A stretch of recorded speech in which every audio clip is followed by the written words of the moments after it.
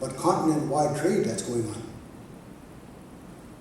So there was knowledge being passed, because with those traders came knowledge, because they didn't come in and trade and leave. They spent time there, sitting in ceremony with the people and trading those knowledge and trading those understanding and trading dreams. So there was a lot of knowledge that was being transferred. And so we weren't isolated. And we weren't, I always tell the kids, when the anthropologists, when your professors in university tell you that our people lived in the bush and survived in the bush, they weren't surviving in the bush, they were making a good living in the bush. You know? Because you look at it like this, your people, your ancestors, depend. They depend on hunting and fishing and trapping and reading the weather, reading the ebbs and flows of the environment. And so they're out there and they're making a living. If they can't find food in one place, they're going to go someplace else because their family depends on that food. So they're not going to be sitting running around trying to starve. They're going to go someplace where they can find food. So wherever the Europeans encountered the people, they were making a good living at that place. They weren't starving in the bush. So these are some misrepresentations that were given to us, and we believed them. I know when I was going to university, I believed them because I had no other Indigenous person saying, "Hey, no, that's not right. That's not the case." I believed what was told me. And it wasn't until I went back to ceremony and went back to the language, went back to the culture, that I started finding these inconsistencies. The things such as up in the sky, there's a constellation, which is part of the Big Dipper, called Mishtatim. Mishtatim is the horse. And the tail end of that horse, of course, is the handle of that dipper. And the rear end of that horse is the bowl of that dipper. And the front end of that horse is part of the constellations of Ursa Major, but there's more stars above that include Mr. Tim. So Mr. Tim is up in the sky, and that says to me that Mr. Tim must have been here for quite a while.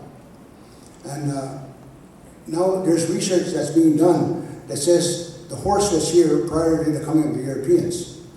That what we were told about the Spanish conquistadors reintroducing the horse with us was a lie. It was a misrepresentation of the truth. This horse was here with us all the time. They did DNA tests on the Appaloosa horse that the Nez Perce people had. And they developed, and they found that that horse is indigenous to this land.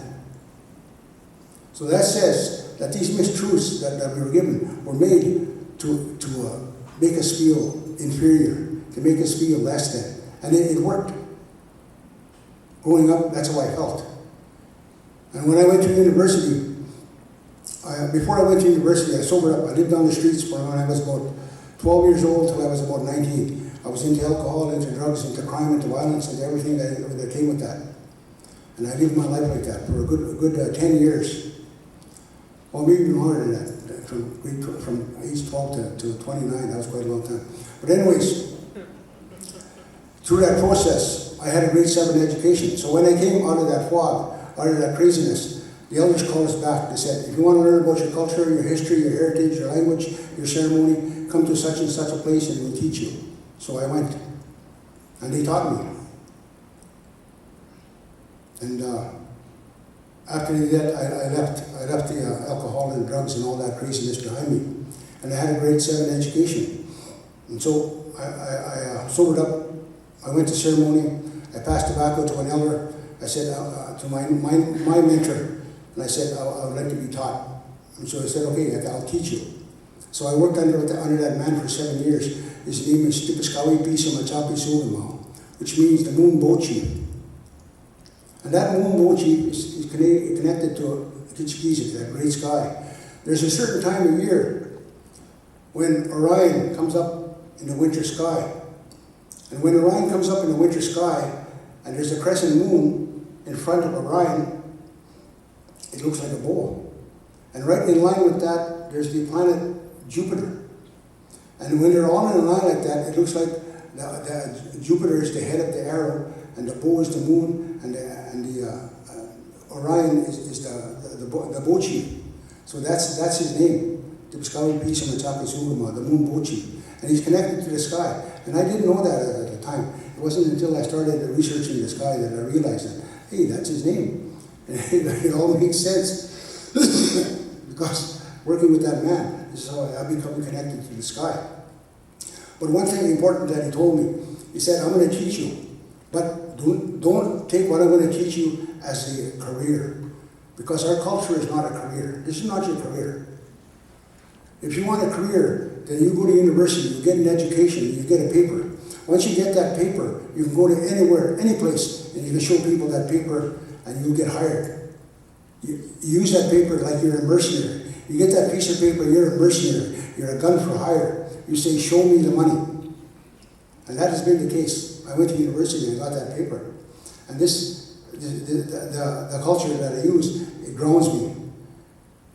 The culture that I use gives me any crisis that it comes about, I fall back on that culture. I rely on that culture. I rely on those ceremonies. I rely on those songs. I rely on those dances. I rely on that sun dance. It come to a point where our elder told me, well, I think it's time that you receive Opaskwayak.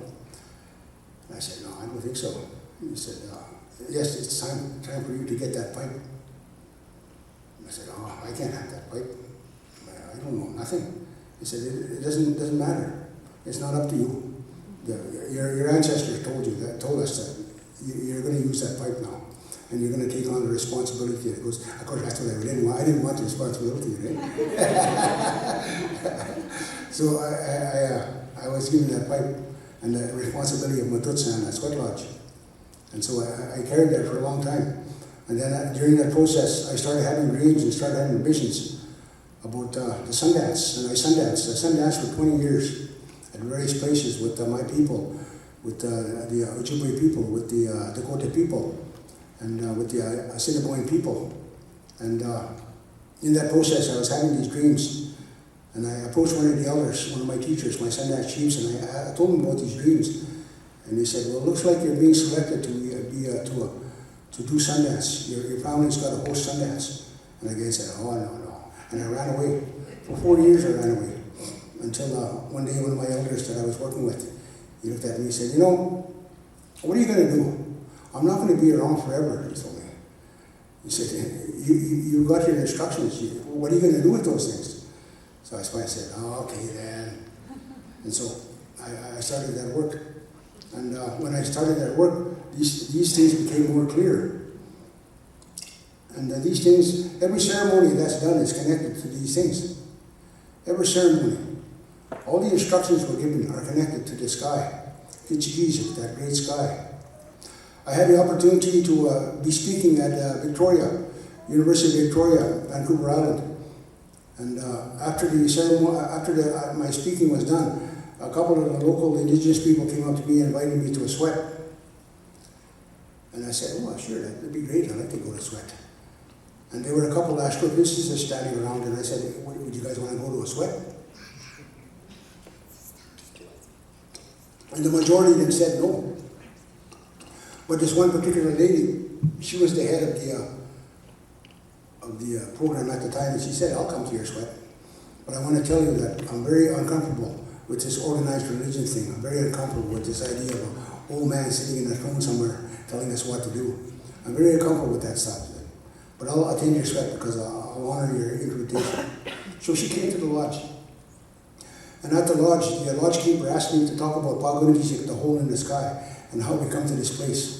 And talk about Atsaga, Manitoba, Pwagana, Mtutema, talk about energy, talk about light. So that's what I did. After the ceremony was over, astrophysicist comes up to me and she said, you know, this isn't at all what I expected. Never once did you mention angels. Never once did you make the good or bad, or heaven or hell. You talked about energy, and I can identify with energy. I've worked with energy all my life, and I understand it. And this makes so much sense. And she says, I want to come to another ceremony, she said. I said, all right, convert. So, excuse me.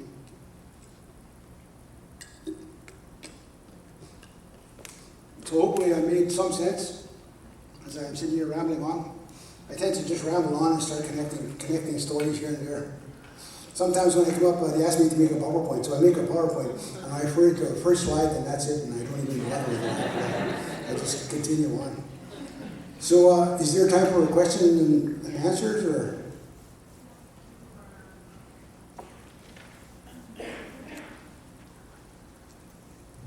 We have a mic up here. If anybody wants questions.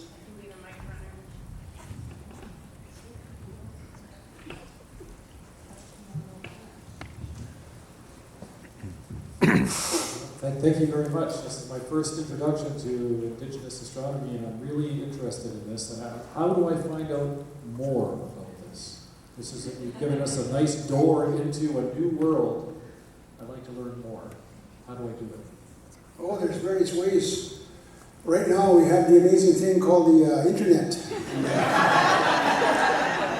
and this amazing tool called Google. You just Google my name and a lot of things will come up.